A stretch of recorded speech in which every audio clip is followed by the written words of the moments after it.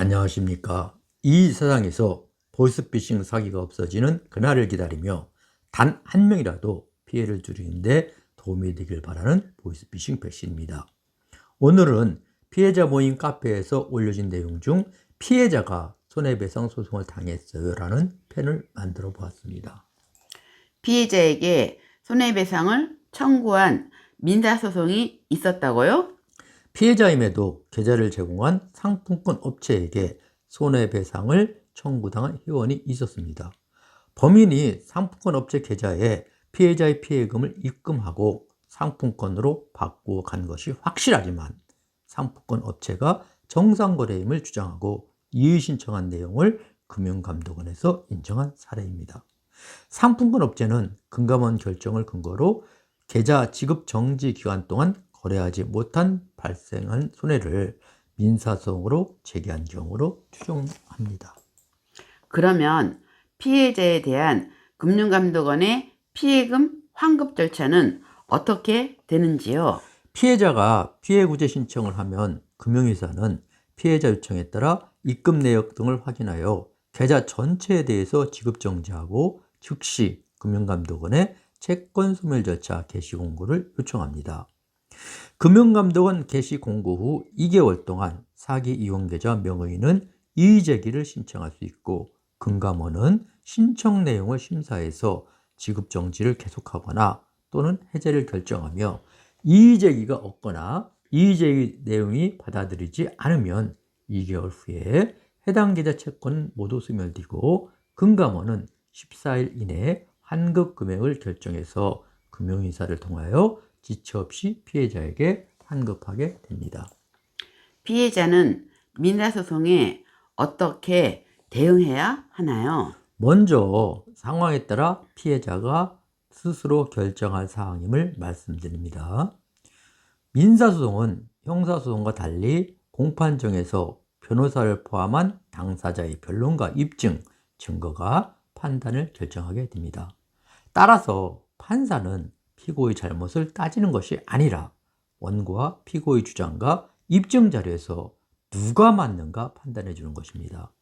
민사소송이 제기되었다면 피고로 재판을 받아야 하는 것은 명백한 사실이므로 피해자는 억울하겠지만 민사소송에서 해당 계좌 지급정지 신청은 피해자의 피해금을 찾기 위해서 다른 방법을 할 수 없는 유일한 필수 절차였고 정당한 절차였음을 주장하면서 소송에 대응해야 할 것입니다.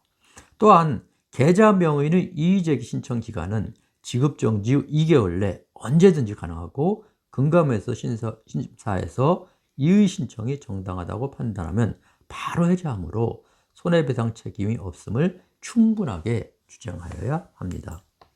피해자의 피해금이 상품권 업체에 확실하게 전달된 경우에도 정상거래로 인정되어 회복이 불가능한 경우가 있다면서요.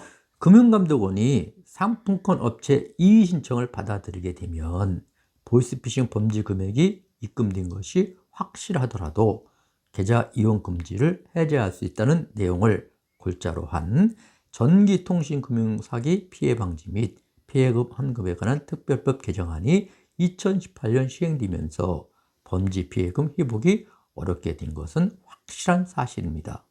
개정 전까지는 물품 대금이 인출된 계좌 명의자가 자신의 돈이 입금된 상거래업자의 계좌를 보이스피싱 피해 금액이 입금된 계좌라고 신고하게 되면 해당 계좌는 즉시 동결되었기 때문입니다.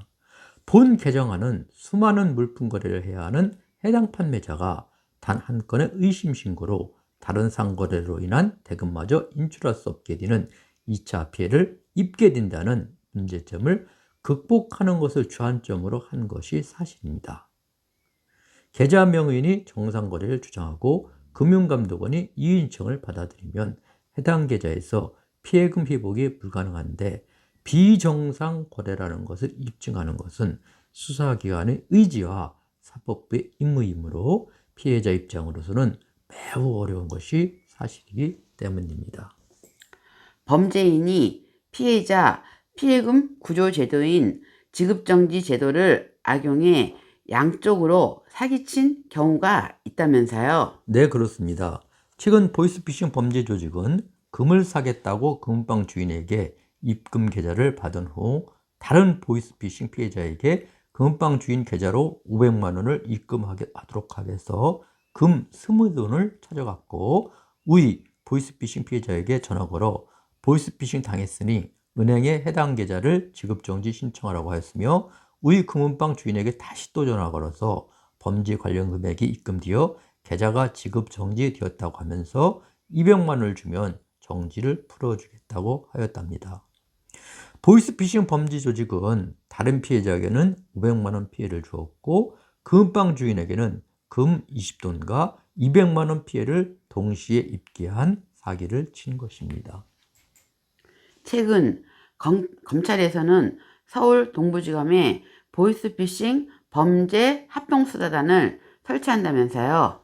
새 정부 들어 두 번째로 설치되는 합동수사단이 보이스피싱 범죄 합동수사단인데 본 수사단에는 검찰, 경찰, 국세청, 관세청, 방통위 등 정부 관련 기관이 모두 참석하고 검사 8명을 포함해서 25명으로 수사단을 구성합니다.